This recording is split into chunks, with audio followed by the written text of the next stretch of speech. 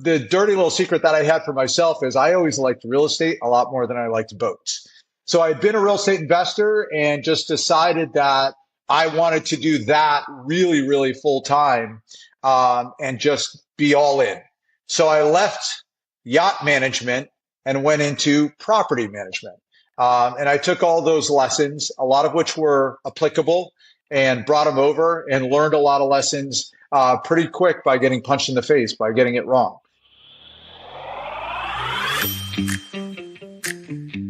Hey, property management friends, welcome to another episode of This Week in PM.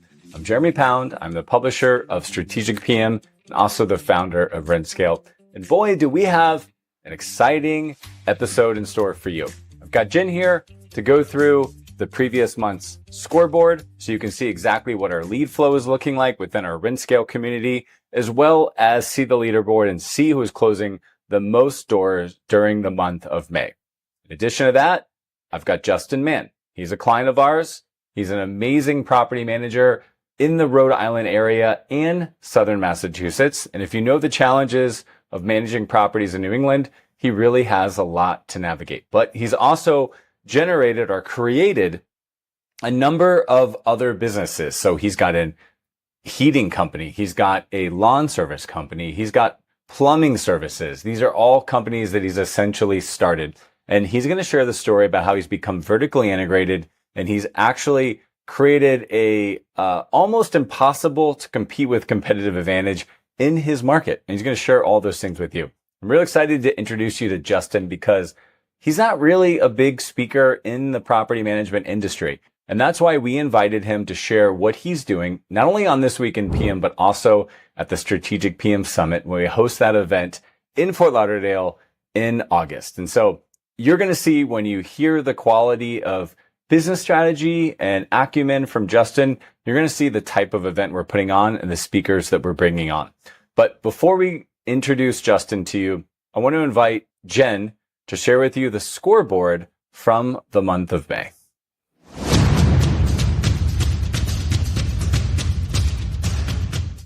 Hey everyone, back at you with another Scale Club scoreboard update, this time for the month of May 2025.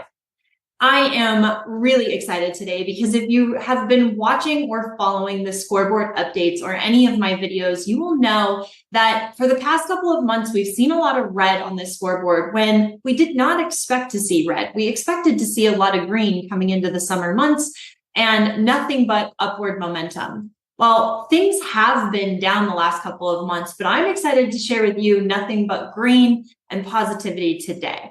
So let's open our scoreboard and walk through what we saw in our community of over 70 business development managers in the month of May.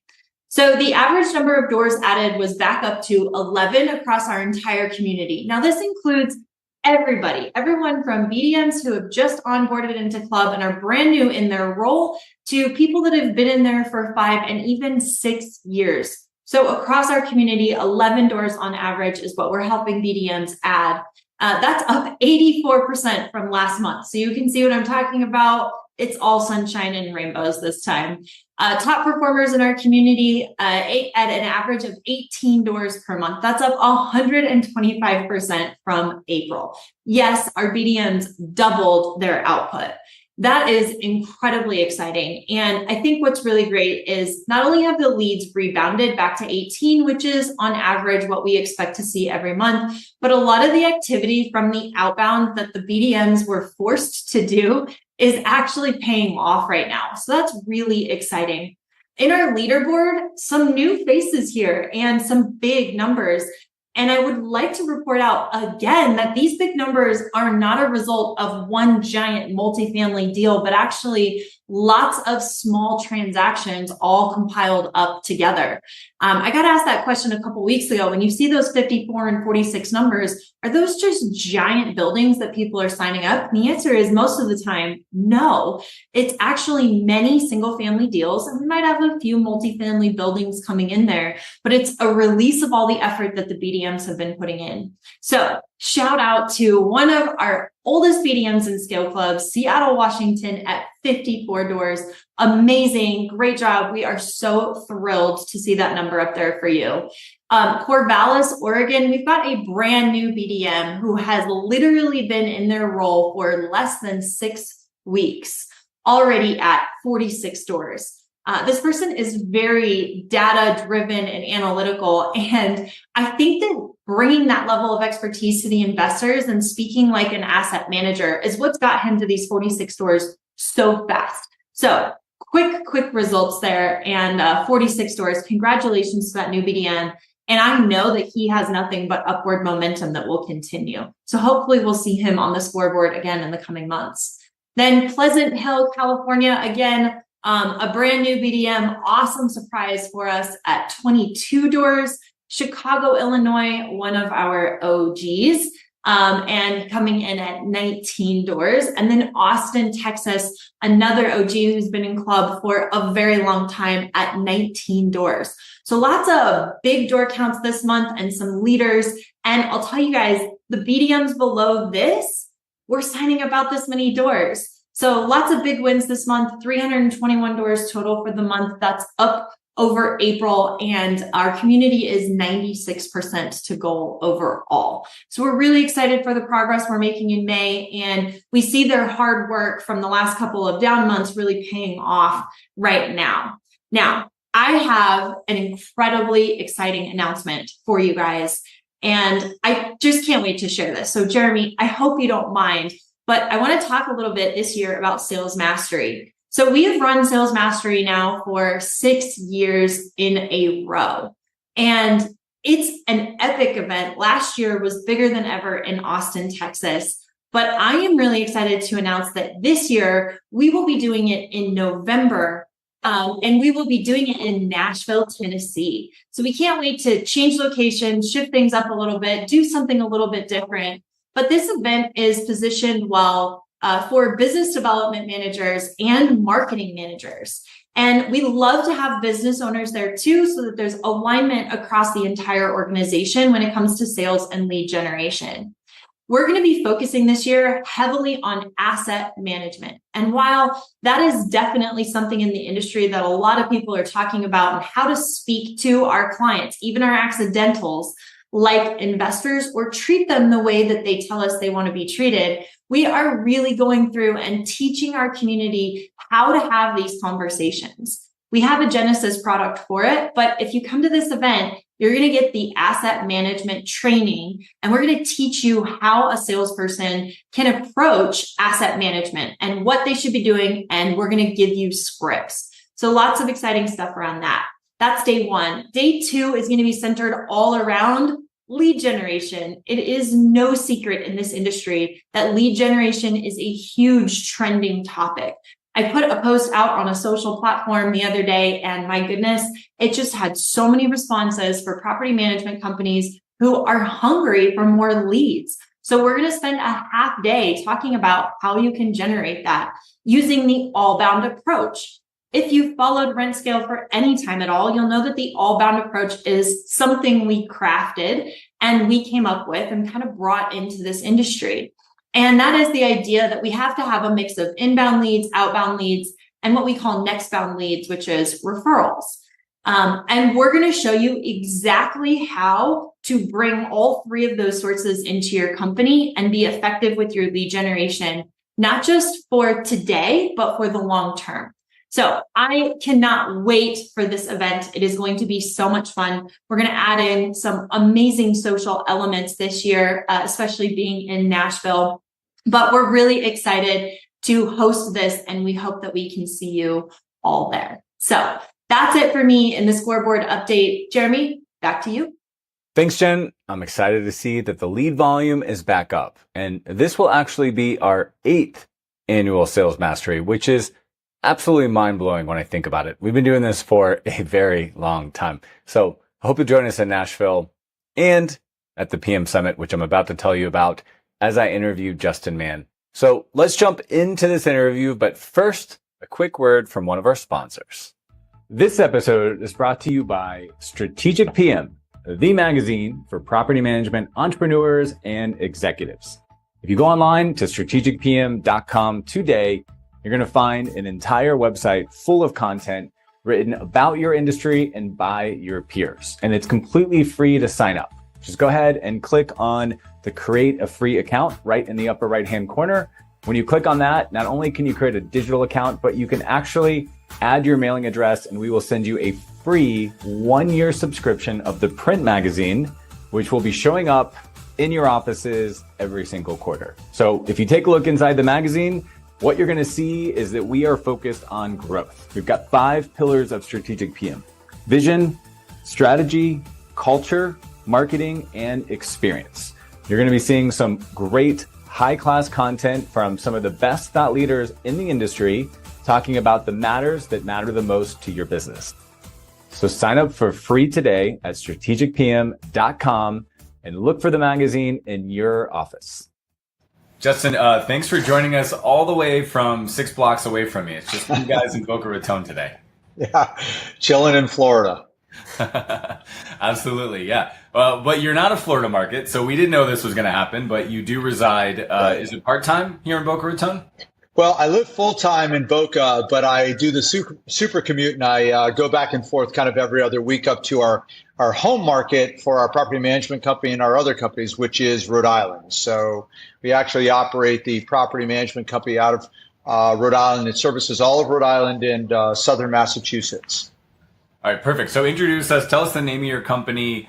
You obviously just told us the market. Tell us a little bit about your ideal client, and then walk us through your portfolio of businesses, because that's what we're going to be talking about today. Is it's not just a property management job for you. Yeah, absolutely. So, the property management company is called StoneLink Property Management. That's one of our businesses. We also have a plumbing and heating company called StoneLink Plumbing and Heating. We have a landscaping and snow removal company, Trap Rock, and then we have a full service maintenance company that's soon to be launched, although right now it's internal to the PM company. So we service all of Rhode Island and Southern Mass, as I mentioned. We have about 1,500 doors under management right now, and our makeup is about 85% what we call low density scattered site multifamily. So smaller apartment buildings, typically 4 to 8 or 12 units in size. And then we have some SFR stuff as well, and that's continued to grow. Our ideal client is the intentional investor. So we do certainly have the accidental landlord, and all of that brings along with it. And this market has produced a fair amount of that. But our ideal and core client is the intentional investor. And that doesn't necessarily mean they're institutional in size. They don't have to have 100 doors or 200 doors or whatever the case may be. It's just somebody that actually has decided that real estate investment is something they want as part of their portfolio. They're actively in that space, meaning they have one or more properties. And this was something that they did deliberately, and they do so intentionally from the standpoint of recognizing that real estate investing should be a part of a diverse portfolio. That's their philosophy. They want a team, a professional team, to handle it, whether it's a mortgage broker, a real estate broker, whether that's an attorney or a professional property management company. They're building out that team, and they're using that team to go hopefully start and grow their portfolio. And like I said, we've worked with everybody that has one building up to multiple buildings, and we've even started with clients that had no buildings, but recognizing that they wanted to get into it, they were smart and decide, hey, I want to build my team before I get into this thing, so I'm prepared. All right, so I already heard we're going to talk about the New England real estate market and challenges of being in there, which is fantastic. 1,500 doors. Walk us back through, how long has that taken you to get to 1,500 doors? Yeah, great question. So we started in July, August of 2016, and we started with no doors under management. And when I say that, while myself and my business partners actually owned some real estate investment properties, then Blackstone, which was the original name of the company, was not managing any of those directly under their purview. We took everything that we learned managing our own stuff and decided to offer it to third-party fee-based management, but we started from zero and really started leasing. Actually, we started with lease up only, and then we started actually acquiring some properties little by little. I remember creating my first ad, if you will, and don't laugh, it was on Craigslist, and I actually did get a client. So the one and only client that we've ever gotten, and grew from there. So we'll be celebrating our 9-year anniversary in July next month, actually.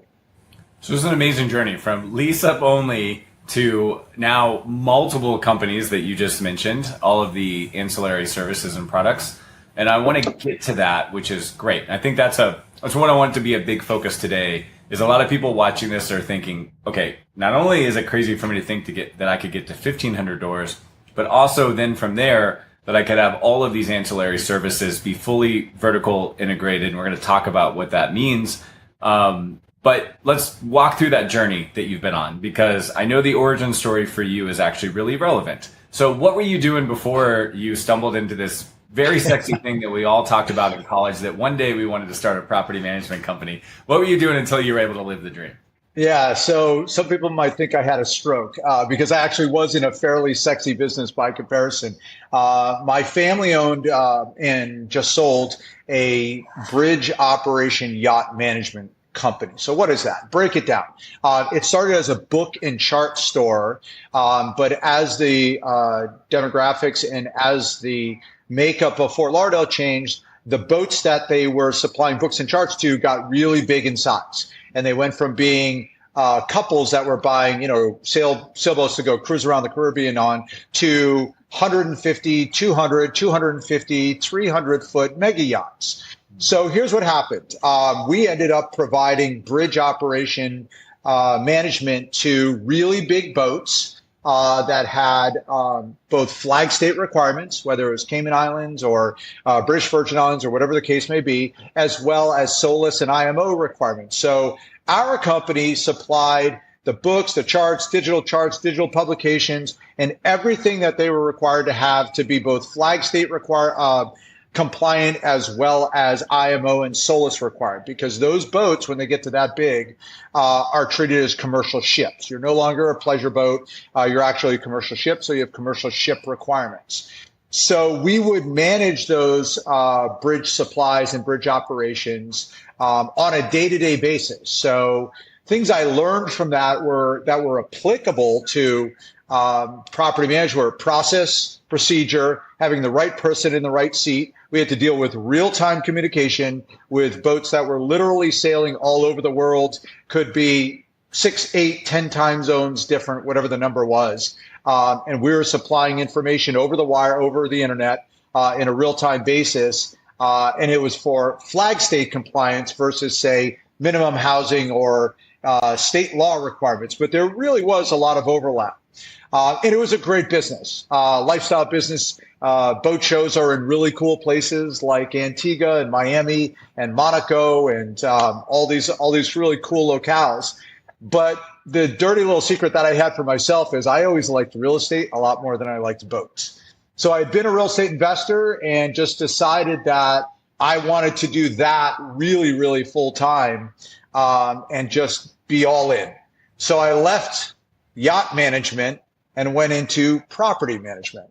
And I took all those lessons, a lot of which were applicable, and brought them over and learned a lot of lessons pretty quick by getting punched in the face, by getting it wrong. But when you're stroking the check for your own mistakes, because we were managing our own properties first, you also learn very quickly. You're like, wow, that was expensive. I don't want to do that again. So that was the journey of kind of where I left to where I am today. And I don't regret it. I love real estate. I live and breathe it. We've learned and continue to learn every day.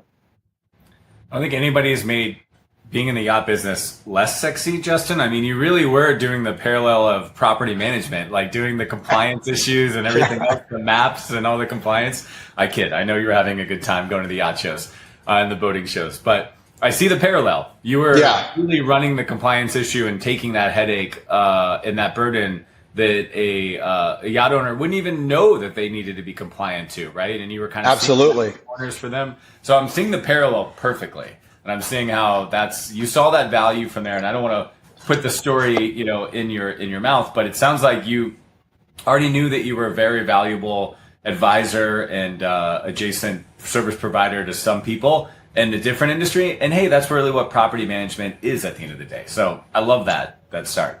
Yeah, there was a lot of parallels. I mean, you could even go so far. We had our own software to go do inventories on board the bridge, just like you go do an inspection. You take inventory of the property. I mean, there really is a lot of parallels, as strange as that sounds, when you really strip it down and look at, again, process, procedure, people, technology, and you had code compliance. In this case, we're talking minimum housing, we're talking state compliance issues, federal, whether you're talking HUD. On that side, it was SOLAS, IMO, and flag state compliance. But you had a set of rules and you had a set of requirements, and you had to make sure that the boat was always operating in compliance of those rules and those regulations. Just like with your housing, you got to do the same. So I know it sounds strange, but there really was a lot of carryover. No, that's exactly what I'm hearing. And just anyone that has to deal with lots of regulation that's fast changing and sometimes antiquated, meaning, they never take laws off the books. I mean, this is something we only add new regulations, new codes, new laws. So I think that's just a fantastic analogy for a lot of what some owners are hiring property managers to do. Say, look, I'm not an expert in this. I know that I want this outcome, but I need to trust an advisor. I need to trust somebody that they got my back, and they're going to do all these things. And when I want to do something and apparently it's illegal or non-compliant, I can run it by somebody. They're going to be like, you can't do that. Here's why. Right. So It's great. I love that story. I hadn't really thought about that before. But so that was, kind of previous. That was your 1.0 career. Into real estate investing. And I also heard from that you launched the Property Manager because you had your own needs as a real estate investor. Mm-hmm. And there's no shortage of property managers out there, and especially in New England, where what I've learned is New England is a more mature property management industry. There's been rental properties in New England, New York City and Boston and all these places for over 100 years, where it's brand new in, let's call it, Atlanta, Georgia. So what was the unmet need that you were seeing, or why did you say, hey, instead of just hiring a pro, I'm going to start something new? Yeah, that's a great question. I think a lot of property managers could probably, when I say that, I think a lot of real estate investors that became property managers can relate to this. We were and are real estate investors. We owned our own investment property, and we had tried kind of some local property management companies, but we just didn't feel as if they were really approaching it from an investor mindset, and really putting themselves in the investor's shoes and what sort of decision making would they make. And if you think about the fact that a lot of property managers might have first started out as brokers, right? So representing buyers or sellers, and got into property management, maybe they got dragged by their clients saying, hey, you did a great job, finding this property. I need somebody in management. Will you do it? So they might have kind of gotten dragged in that way, or just saw, well, with the kind of sine wave that is the real estate market, property management can be a way to kind of level that out from a revenue or an income standpoint by having kind of that annuity, if you will. Our challenge with that, when we tried to work with some property management companies prior to starting our own, was the share of mind would ebb and flow sometimes with those brokers, because when the market was hot, who really wants to go show a rental? Who wants to be dealing with kind of all of the tedium and the granularity of rent collection and somebody parked in my spot and all of that grind that's just super unsexy, but really important if you want to make sure that you're servicing the needs of that customer, the resident, and making sure that asset is being taken care of. And we just didn't feel like those needs were being met 100% of the time. And having that investor mindset, versus just kind of slapping a solution on it because it was the most expedient way of doing it. Sometimes being thoughtful takes a little bit more time. Sometimes being deliberate takes a little bit more consideration. And if you don't have 100% focus of somebody, your property manager, sometimes that can be lost. And we just didn't feel like we were extracting as much value out of our properties as we could, providing the best solution for our residents. So whether it was hubris or frustration or some combination thereof, we're like, screw it, we're going to try this ourselves. And we did, and haven't looked back since. All right, great story. As we move on, I'm going to just I'm going to revisit where you are today, and I'm going to back up there because you don't go from running a property management company to running a half a dozen companies all at the same time. So today, and you're certainly not sane doing it either. But exactly. Well, we already questioned that when you went from the industry to property management, so it's already suspect. But now today in 2025. I want to introduce this term that we've been talking about that you've been introducing, which is vertical integration. What that means as a property manager. And before you tell me how you got there, because I do want to back up, but just let's fast forward to today. If you're on a sales call with an owner, how would you explain, or would you even explain this to them, that basically StoneLink is not just a property management company, but it's doing lots of things? So kind of walk me through what it looks like today and how it's advantageous to you. Yeah, great question. So I'm going to answer that first from a prospective client perspective, right? Because I think that was part of your question in the beginning. So our messaging to prospective clients is this: we're a full service provider. It starts with property management, but in a traditional property management environment, they were really an aggregator. A good property management company would have their network of service providers, and that can work really well. But our way to relate to a client and the advantage of this is simple. We know that anytime the service leaves our direct control, there's a risk that the outcome is not what everybody wants. Am I going to get the fastest response with the best outcome for a very competitive price? Those are three very difficult things to do the minute you outsource. So by insourcing, my unique selling proposition to a potential client is we can control the entire service chain, so I have a much better chance of delivering the best outcome at the fastest possible speed, right, with a very competitive price, because I'm controlling the whole thing for you. And so the so what for them is we're taking care of their resident, right, because we want to fix the issue. We're doing it the first time, and we're doing it for a very competitive price. So from a client perspective, it's a win-win, right? It's getting done because it needs to. They're getting the outcome that they want. It's being done right the first time, and they don't have to worry about overpaying. So if I'm a client, it's like, well, that's really good. And also, there's full accountability. I mean, it's literally one throat to choke. If our plumbing company goes out there and screws up, right, I don't have to chase a third-party provider to make good on their screw up. It's our company. I mean, we're signing the check. What greater control can you have over an outcome if that's involved? So we can tell a potential client, look, we're really ultra accountable, and you do get one throat to choke, and we can guarantee the outcome because we control the entire service chain. And so if I'm an investor, it's like, well, that's a pretty good selling proposition because I'm getting the solution I want. I'm paying an extremely competitive price, and we have access to resources that might be in high demand that otherwise a normal property management company that has to outsource it would have to wait on. I can give you an example. Back in early February 2023, we had this very unique weather situation where it went from 45 degrees. It was I think it was February 8th. It went from like 45 degrees and dropped down to like minus 15 degrees in a matter of hours, and then shot back up to 40 something degrees within 12 hours. Well, that's just a recipe for burst pipes left, right, and central. Because we had our own plumbing and heating company, we were able to get 18 buildings back online in a matter of 12 hours, when other property management companies were kicking it back to their owners, throwing their hands up saying, we've used up all our resources. If you have somebody you can send, please do so.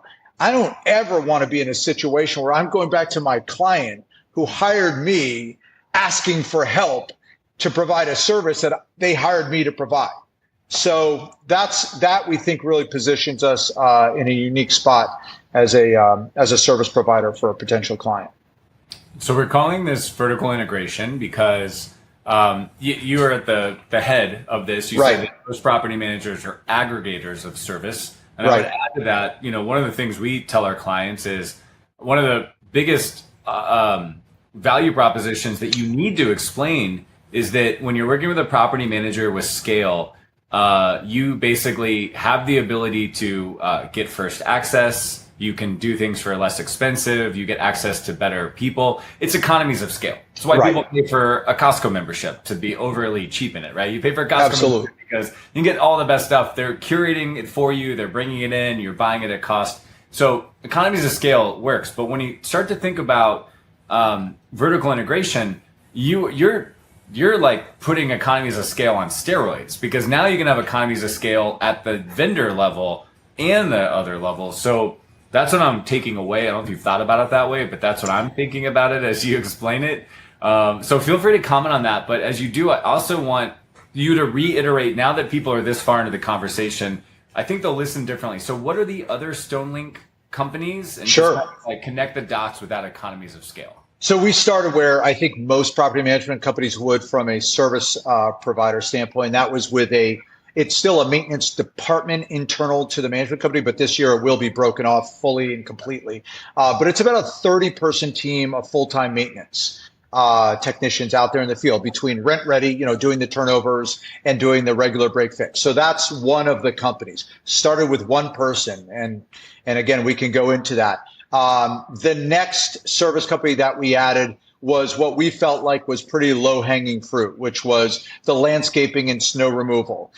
As I say, as in so many environments, grass grows and the snow falls in New England, right? And you got to be able to deal with it. And as it turns out, those two things are a particular pain point for whatever reason for residents. Like, they really hate it when the grass gets overgrown, even though it might not materially affect their day-to-day life.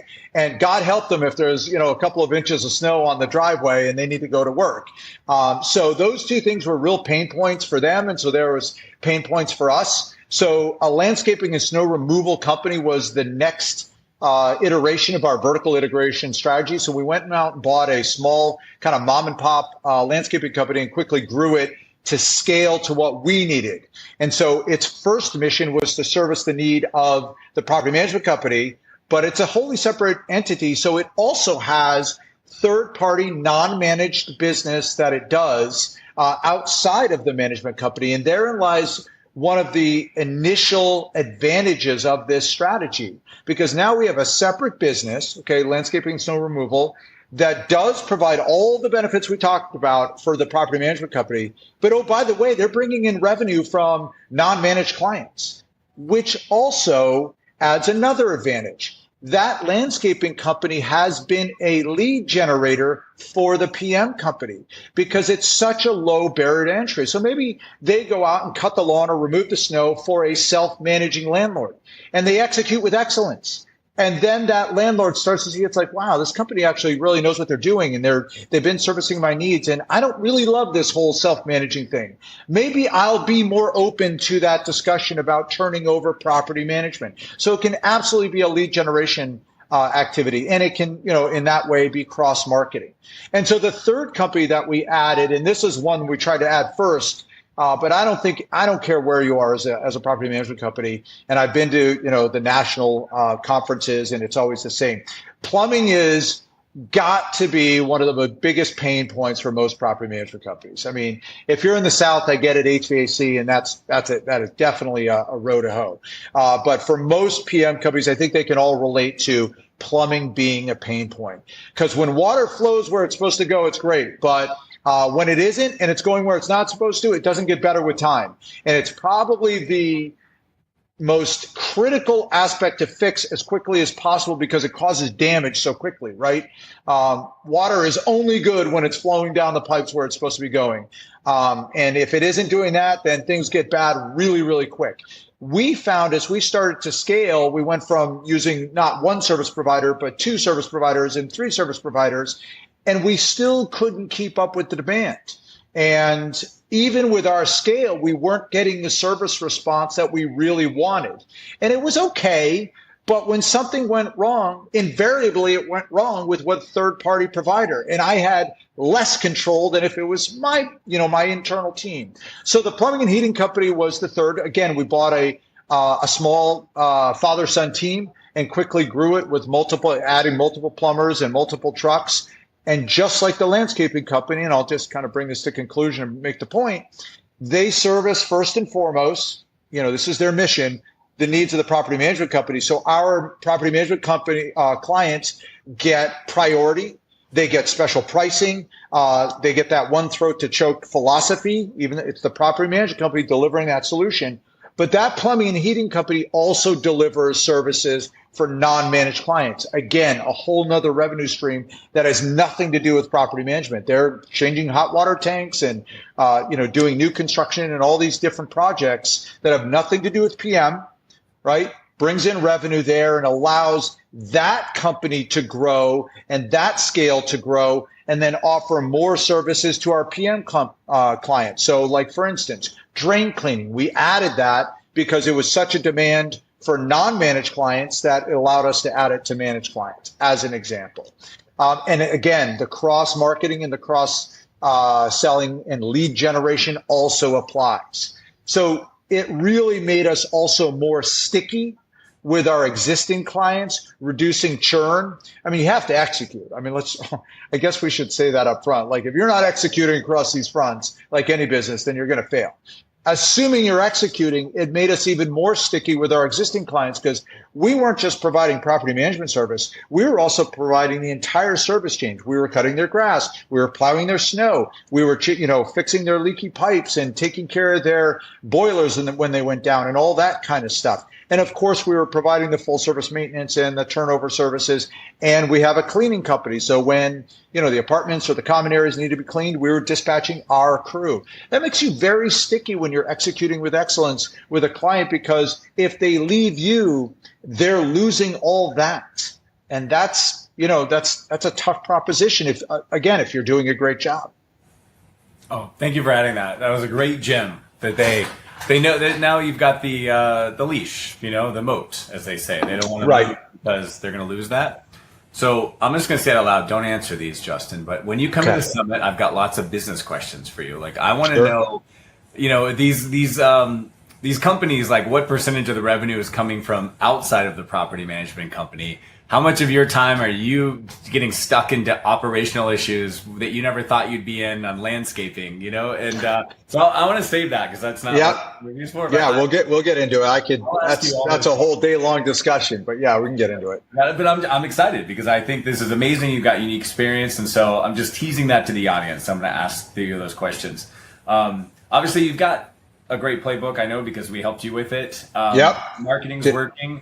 So for, just to paraphrase, are you using this value in your marketing? Are you waiting until you get on the sales call? How are you using this to create a competitive advantage when it comes to the business development side?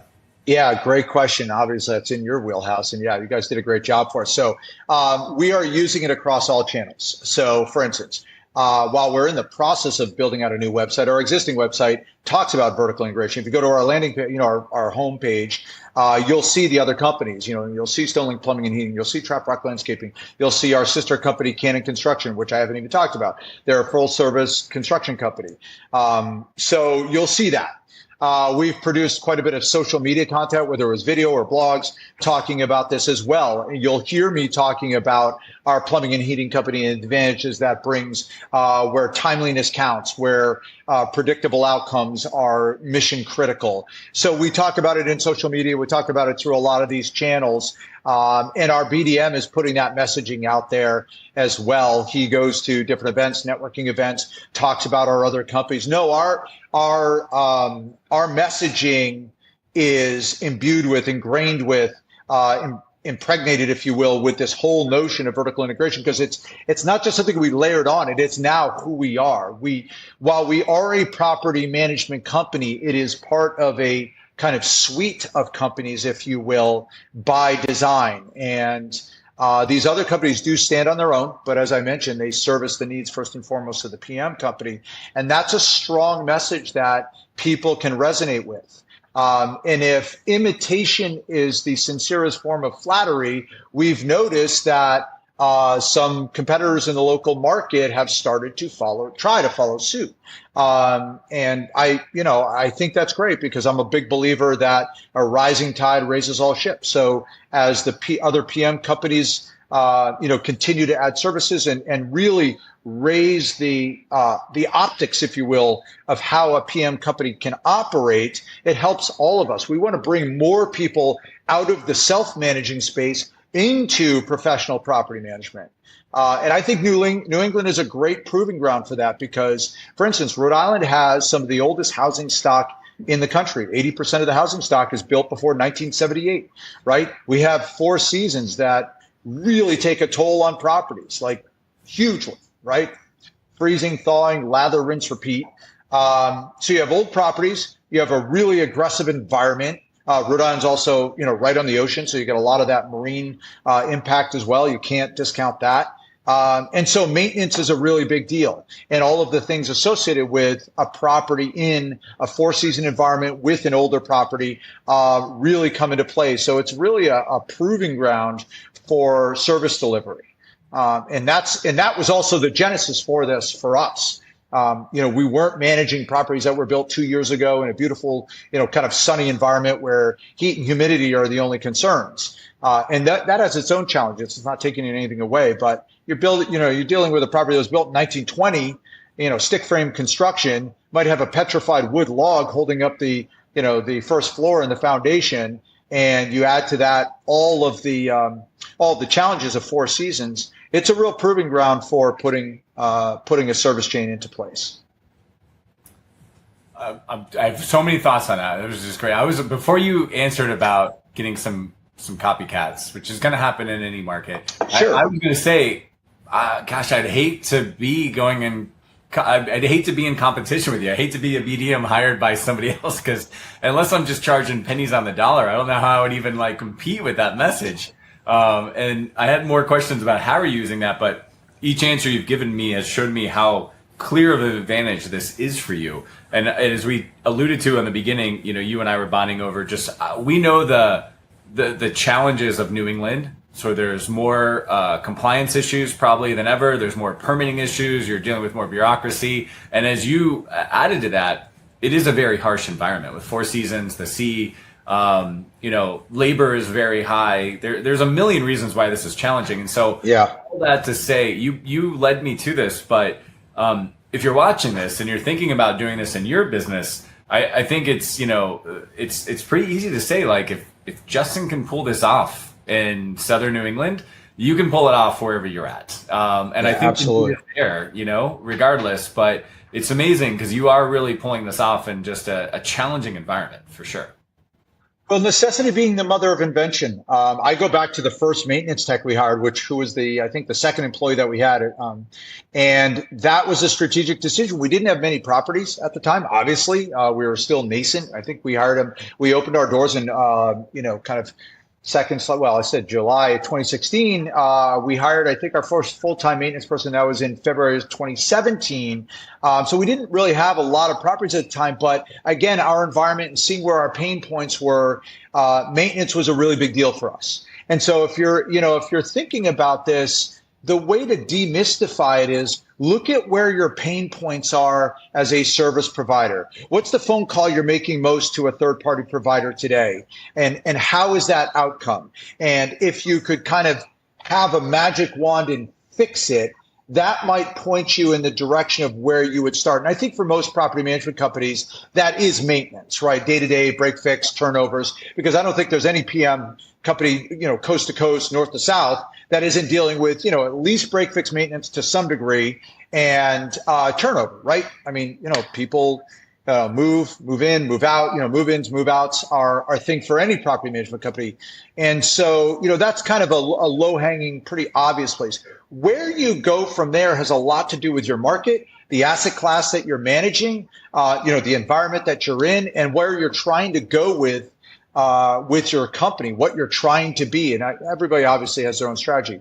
For us, again, older asset class, C plus B minus B grade stuff in New England, things breaking all the time, dealing with snow, dealing with grass, dealing with, all of that. It really allowed us to focus on, okay, what do we have to solve for first? What do we have to solve for second? What do we have to solve for third? You could make the argument, well, why didn't you go after electrical contracting? Because plumbing was a bigger pain point for us versus electrical contracting. We are actually working on bringing an electrical contractor, in a company aboard. But again, it was a lower priority because we get fewer, electrician needs than we do plumbing needs. And so if you're thinking about this as a PM company, look at your, if you use AppFolio, whatever you use, look at your work orders and classify them and say, where am I having the most pain? And where am I having to outsource that? And how is that outcome working? And what would happen if that service provider wasn't able to provide that service? And where would that leave me for my client? And so those kinds of things are what we pondered when myself and, my leadership team was sitting and said, okay, what do we have to solve for? Because you can't do it all at once. So a single maintenance person before you really even had any doors, which is very bold.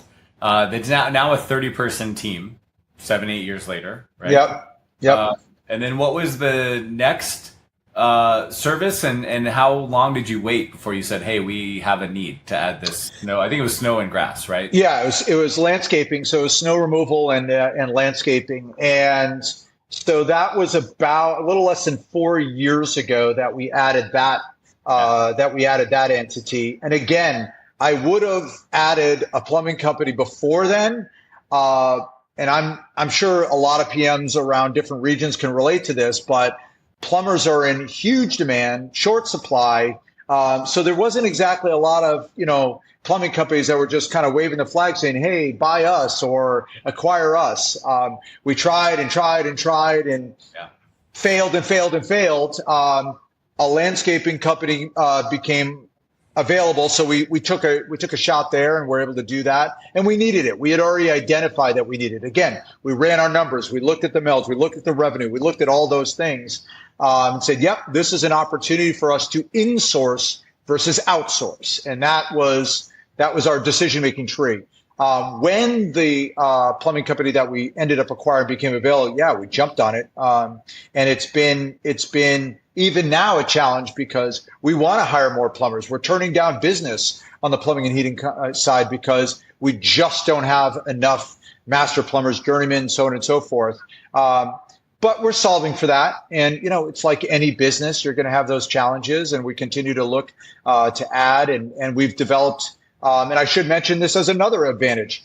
The plumbing company has become a feeder, or I should say the maintenance company has become a feeder system for the plumbing company. We have really good maintenance techs that we want to retain and grow with us that kind of reach the ceiling, hit that headroom of what you can make as a maintenance tech. And they've transitioned over into becoming an apprentice on the plumbing company. So that's allowed us to retain that known entity that does excellent work and keep them in kind of the family, as it were. So it's really been just a multifold benefit to have these different companies. We've been able to attract and retain really good talent because there is a career path even for our maintenance technicians, which, it's hard to do if that's all you had, right? If you get a really good maintenance tech, they might move up into being like a carpenter on a construction team, and they could make X with you, but Y with them. And it's like, if you don't have a career path for them, how do you solve for that? And now we do have that. So that's allowed us to do some things we wouldn't otherwise be able to do. That's perfect. I already have new questions I'm going to write down that I want to talk about at the summit that I'll bring out of that, which is amazing. Obviously, the game plan, you seem like you were acquiring versus starting from scratch, which is amazing. So you're getting a running start. So I've picked that up from this call as well. Yep. And I love that was amazing that you're talking about that career path, because that is one of the hardest things about a small business. If your entire headcount is, 15 people, it is just really, really hard to keep the culture fits for generations or for decades. You know what I mean? Yeah. The whole workforce. So I love that you're having that conversation. I think that's fantastic. Going back to kind of the, sales and marketing side, because you painted out that it was huge for you. So two thoughts. You mentioned to me, I think it was in the pre-call, but I want to make sure we didn't miss it. But this is actually becoming a lead gen for you. Some investors are getting great service from you on, say, like the lawn care side, and then they're connecting the dots. Do you want to kind of walk us through how that's happened and how you're intentionally making sure that happens? Yeah, absolutely. So communication is key. And what we work really hard at is combining the cultures of the different company, making sure it's all one culture, I should say. Like, this is our standard, here's our mission, here's our core values. But communication, I said, is key. What do I mean by that? We really make sure that these companies aren't operating in silos, nary the two shall meet. We want the plumbing and heating employees to engage with, interact with, even on a a recreational level, if you will, with the PM company and the landscaping company, so they can all feel like they're a part of something. And in so doing, we also set up leadership team meetings where different leaders from each company meet together at the round table, as it were, and talk about opportunities that are going on in their perspective domains. And so we look for those opportunities to cross-market, cross-sell, so that we can allow one company to use the in of another company to get them in there. I'll give you an example. We have our commercial construction company, Cannon, and it was contracted to build a 27-unit apartment building. And the client that they were working with has done some other business with them, and he self-manages.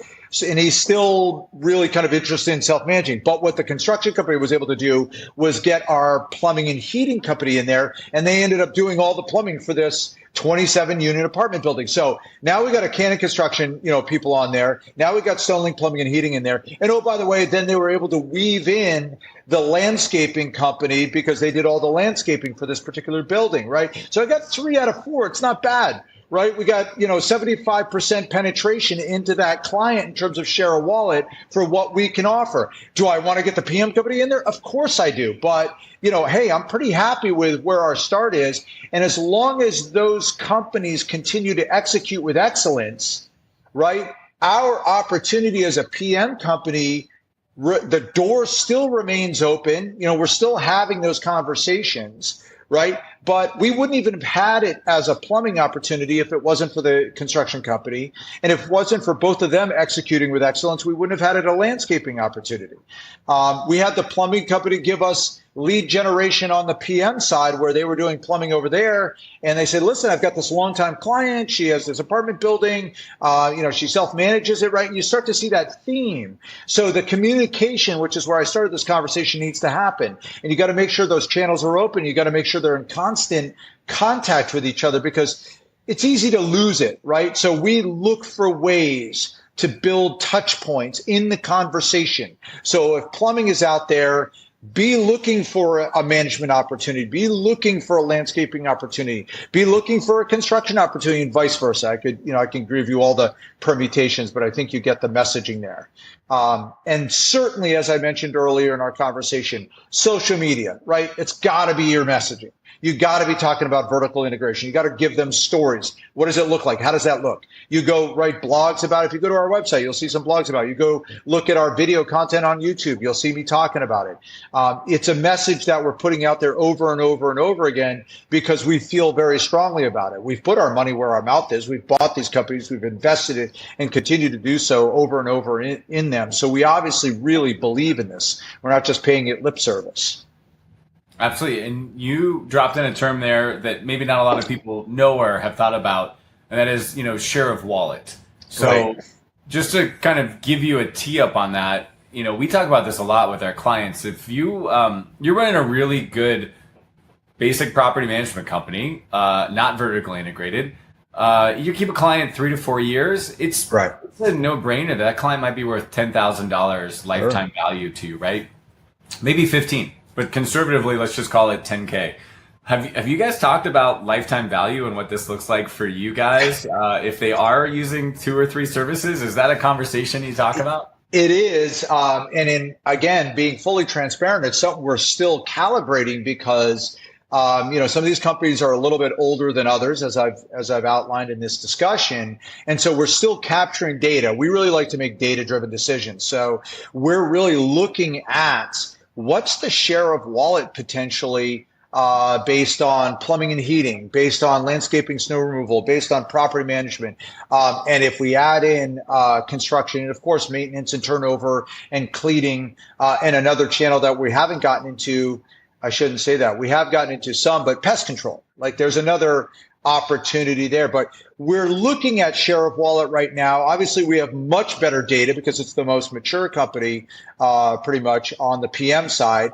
A little bit better data on the Trap Rock landscaping side because that was the second company we added, and less reliable data yet on the plumbing and heating as we're still compiling. But it is absolutely part of the conversation. It is absolutely something we're data mining to try to pull it together, say what's really the lifetime value now of a PM client when I get plumbing and heating, when I get snow removal and landscaping, when I get maintenance and turnover, when I get cleaning, when I get maybe construction.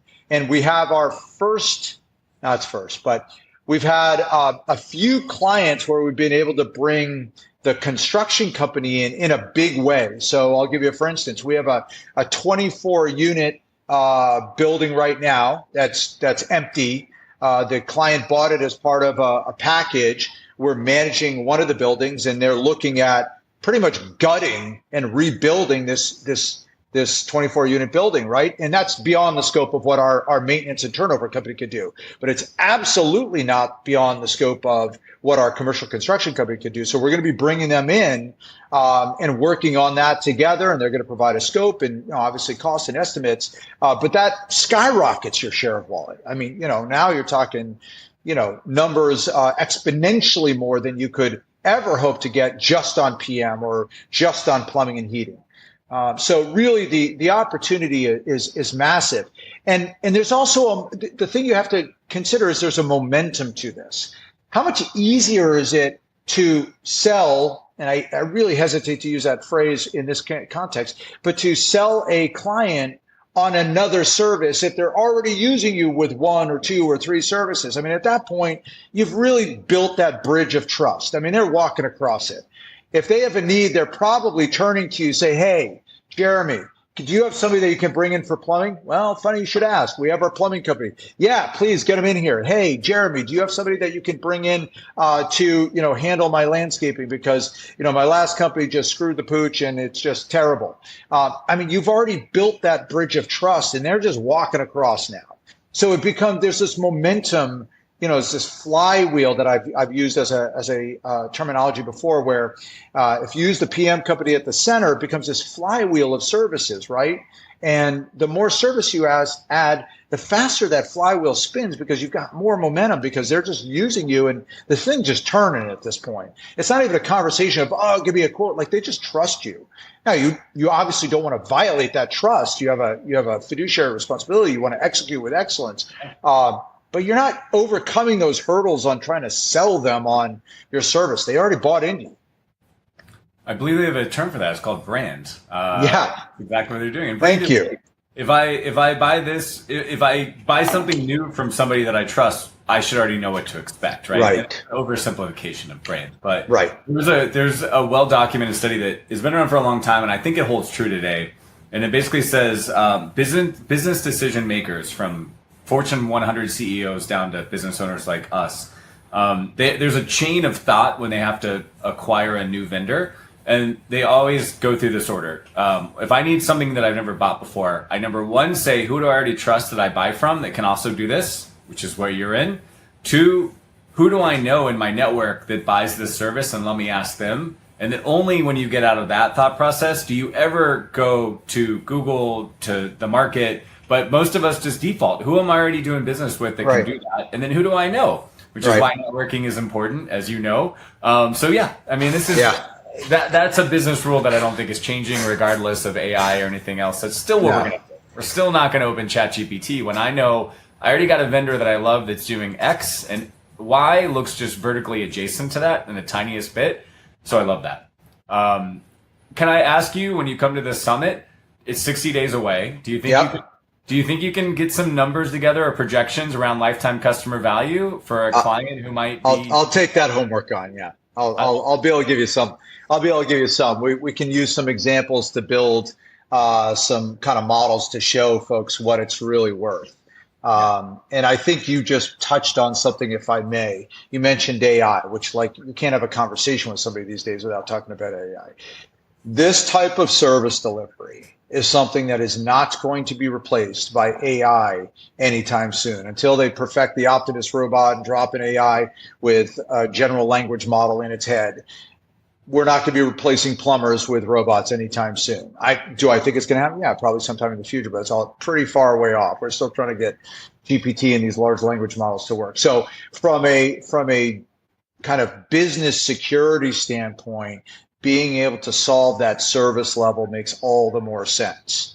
And I think that's reassuring because there's investment of time and energy and company treasure into this, but I don't look at it like, oh gosh, if I go buy a electrical contractor, gee, tomorrow that's going to be replaced by AI. Really? I think we're still going to need to run wires. I think we're still going to need to troubleshoot, these networks. I think we're going to still need to, connect up these outlets. You get the point. That's great. Great addition. And I do believe that. Let's take just a quick question on this.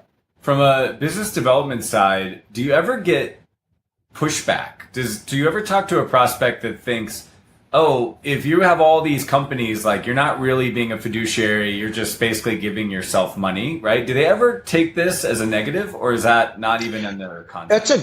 That's a great question. A tiny fraction have initially expressed the worst thing we heard is, oh, you guys are double dipping. It's like, okay, let's address that.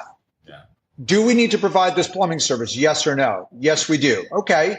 And we're always transparent in providing a quote. We're not just sending our guys. Obviously we operate just like all PM companies. Well, I think most PM companies do, where it's like we establish a maintenance threshold. Anything underneath that, we're pre-approved to do it. Generally speaking, plumbing jobs are going to get above that maintenance threshold pretty quick. It's just the nature of the service and what it costs. So we're providing a quote. They're getting to see pricing on this.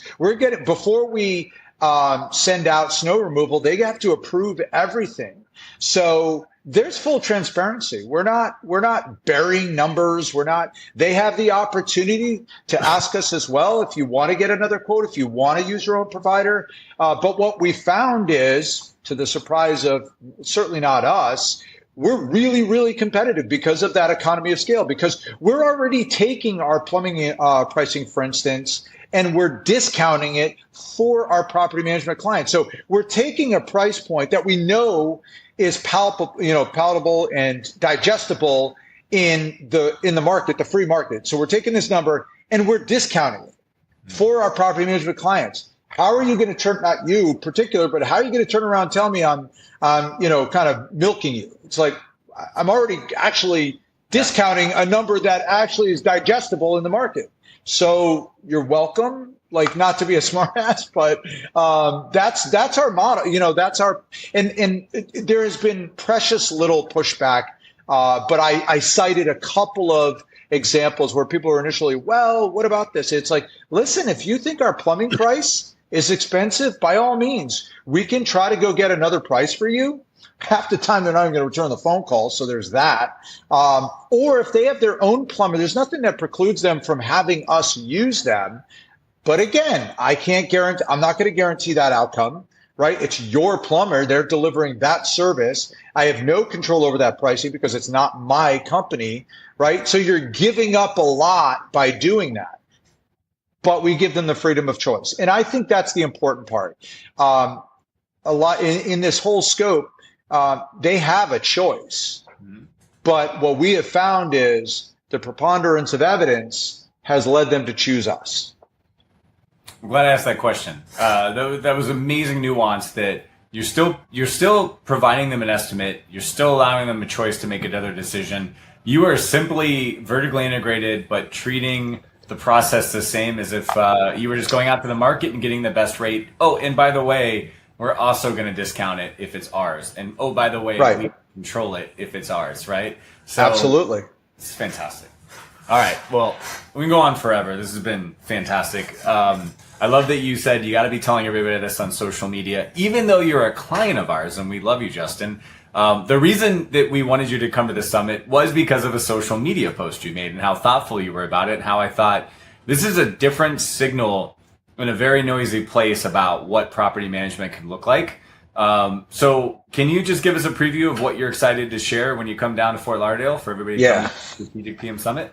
Absolutely. I think I think you could encapsulate it with a much deeper dive on what vertical integration means, what it can do for your company, how it can really transform how you go to market, and really look at the market. Really, it changes your perspective, and repositions you in the discussion with potential clients across multiple domains and disciplines.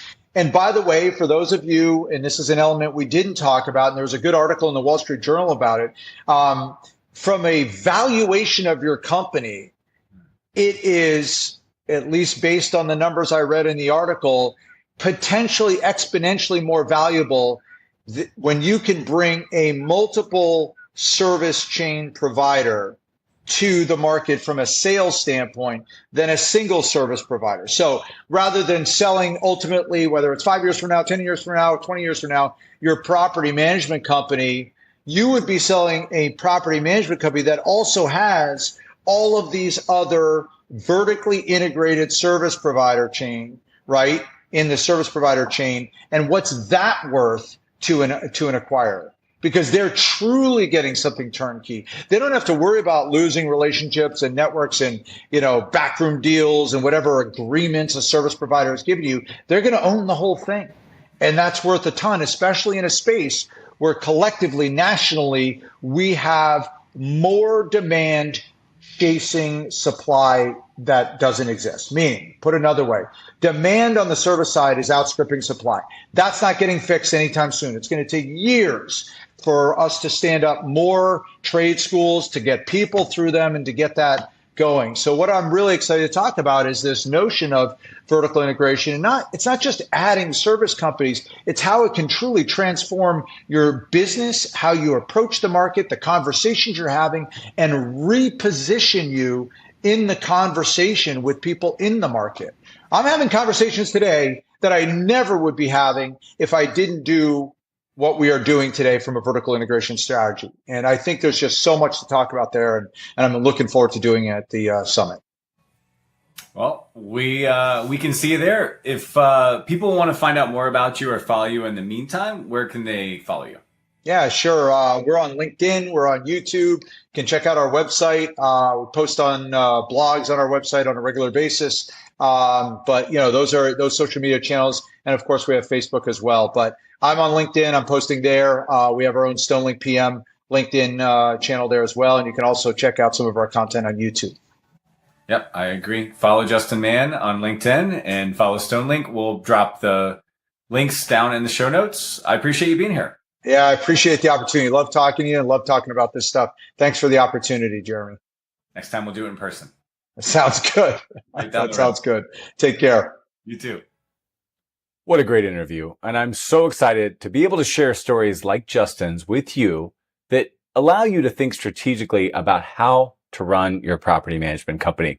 So excited about the Strategic PM Summit and having people like Justin to share his story with you.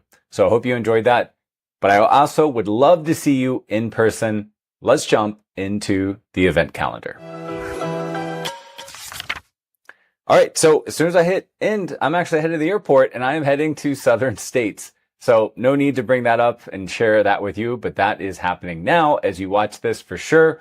The next event we have for you is, without further ado, the Strategic PM Summit. So we would love to invite you down to Fort Lauderdale in August for an amazing one-of-a-kind event. So if we haven't told you yet, check out the website, strategicpm.com. Click on the link there. There are VIP options that include a yacht and a party, but even the main content that you would be buying is just absolutely going to blow your mind. You're going to hear from Justin and 8 other speakers just like that.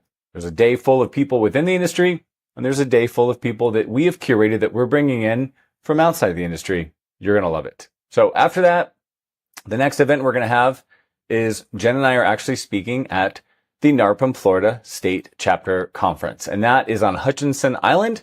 And that is September 9th to 11th. So we hope to see you there as well. And then after that, September to 16th to 18th, Property Meld is having their Property Maintenance Summit, which I've heard amazing things about. I did not make it last year. I may be making it to this one. That is in Rapid City, South Dakota. If you've never been to South Dakota, I haven't been to South Dakota, but we had a team member from South Dakota. Everybody raves about it. Apparently it's amazing. There's mountains. There's a great view. The people are amazing. So it's definitely worth putting on your list. That is September 16th to 18th. And then as Jen mentioned, in November, we are having the 8th. I can't really call it annual because we were doing 2 a year for a while, but it's about 8 years in the making. But this is our 8th Sales Mastery, and we hope to see you there. It's going to be amazing. We picked Nashville. We've done Austin the last 2 years. Before that, we did Fort Lauderdale. You see the trend. We pick really fun towns. We want to take you guys to great places, but I'm really excited to go back to Nashville. That's where the second one was. We're going back to Nashville. It should be amazing. So check us out in November. If you're responsible for generating leads or you're an owner or a BDM that does sales, Sales Mastery is for you. So those are the events that I have on the schedule. And I'm sure I'm about to start talking about many more like nationals coming up. But for now, that is a good place to do it. So if you are not already subscribed, please subscribe to Strategic PM on Facebook, on LinkedIn, on X, on YouTube. This is where we go live. This is where we also publish articles and lots of interviews like this in addition to This Week in PM. So please subscribe, like, and share this with somebody who needs to know about this. But for now, my friends, that is what's happening this week in PM.